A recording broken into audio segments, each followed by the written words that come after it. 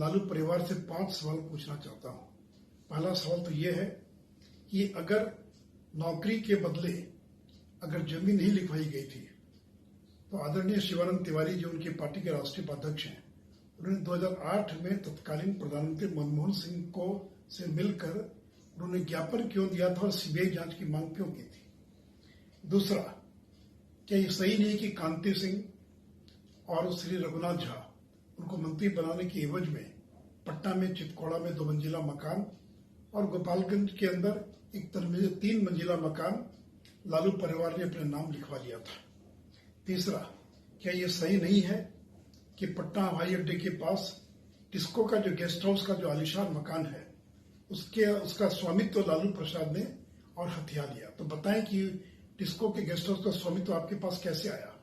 चौथा, क्या यह बात सही नहीं है कि लालू परिवार के पास आज 141 भूखंड और 30 से ज्यादा फ्लैट और आधे दर्जन से ज्यादा पक्के मकान के वो मालिक बन चुके हैं।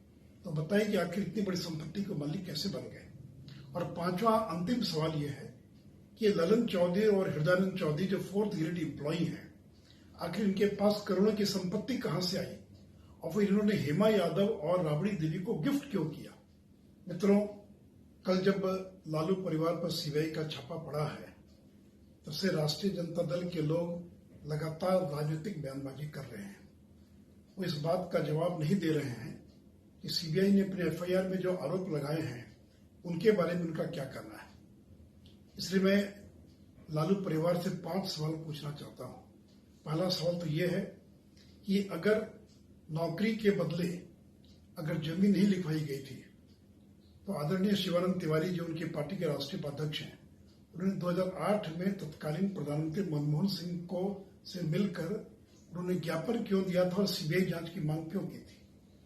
दूसरा, क्या ये सही नहीं कि कांति सिंह और श्री रघुनाथ झा उनको मंत्री बनाने की एवज में पटना में चितकोड़ा में 2 मंजिला मकान और गोपालगंज के अंदर एक 3 मंजिला मकान लालू परिवार ने अपने नाम लिखवा लिया था।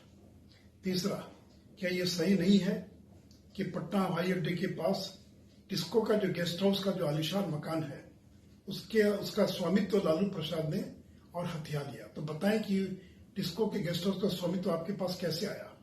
चौथा, क्या यह बात सही नहीं है कि लालू परिवार के पास आज 141 भूखंड और 30 से ज्यादा फ्लैट और आधे दर्जन से ज्यादा पक्के मकान के वो मालिक बन चुके हैं। तो बताएं कि आखिर इतनी बड़ी संपत्ति के मालिक कैसे बन गए। और पांचवा अंतिम सवाल यह है कि ललन चौधरी और हृदयानंद चौधरी जो 4th ग्रेड एम्प्लॉई हैं, आखिर इनके पास करोड़ों की संपत्ति कहां से आई और फिर इन्होंने हेमा यादव और राबड़ी देवी को गिफ्ट क्यों किया।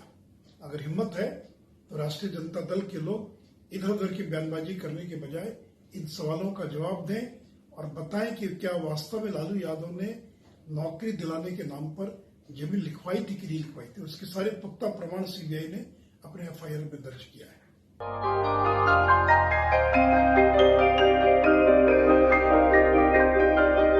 इस कोविड पेंडेमिक में सब ये शहर छोड़कर अपने शहर अपने घर चले गए। हम लोगों का अपना शहर तो है लेकिन वहाँ अपना घर नहीं।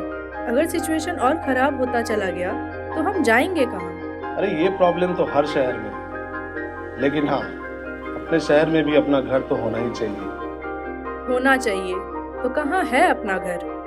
ये है ना, ई होम्स पैनोरमा पूर्णिया में, अपने शहर में अपना घर। पूर्णिया में पैनोरमा ग्रुप लेकर आए हैं ई होम्स पैनोरमा। बड़ा घर, आलीशान जिंदगी और अत्याधुनिक सुविधाओं के संग।